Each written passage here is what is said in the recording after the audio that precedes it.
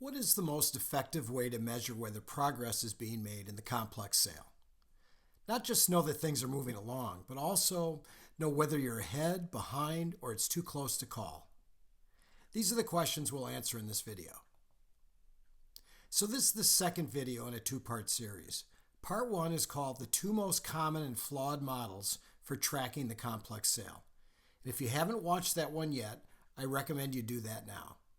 That video will provide a great lead-in for this video. In that first video, we compared seller-focused and buyer-focused models. They each have their strengths, but neither model is a reliable indicator of where you stand. All they indicate is that either you or the prospect have taken a step in the process. Each step taken should mean you're getting closer to a win, but they don't really do that. So when it's time to forecast, sales teams are left to trust their gut.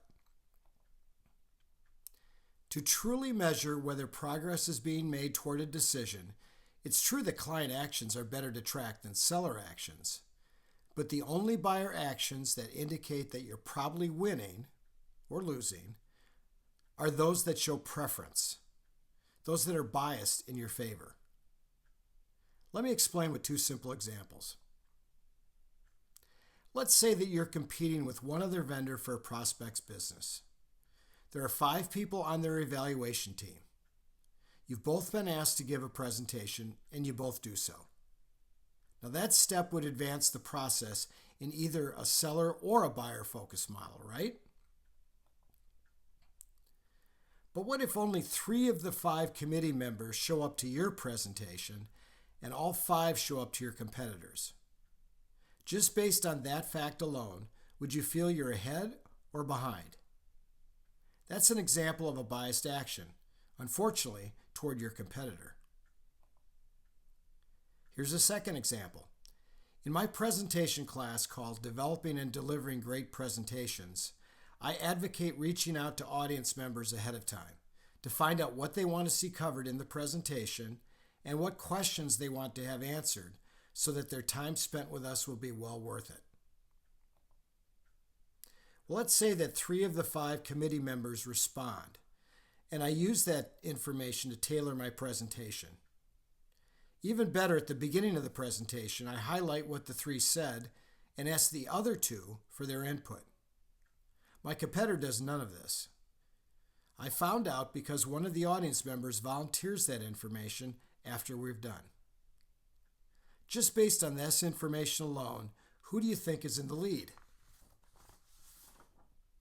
The presentation input ahead of time by the 3 committee members and at the presentation by the other 2 committee members and the inside information after the presentation are all biased actions in your favor. As you might expect, my model for measuring progress in the complex sale is based on these preferential actions. The more of them that happen, the better you're doing. The probability of you winning goes way up, and it's much easier to forecast because the client's biased actions are your validation. You don't need gut-level guessing. Just as important, the opposite is true also. The fewer biased actions the prospect takes with you, the lower the chances of winning. When a prospect continues taking steps with you with no biased action whatsoever, the more that's a red flag, and that you're there for due diligence, not to be selected. But at least you know that ahead of time and can decide what you're going to do next.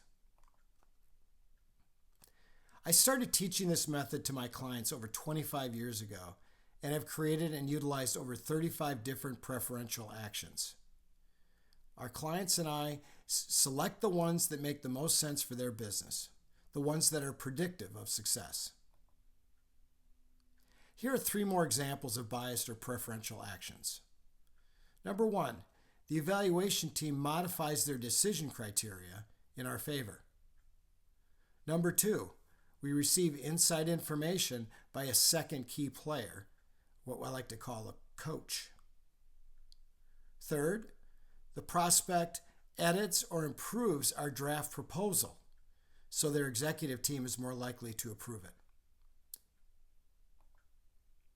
The key to creating your own tracking and forecasting model is utilizing biased actions that give you an advantage. These are actions we want them to take. When we win deals, these are the kind of actions that are present, and when we lose, these are the biased actions that are missing.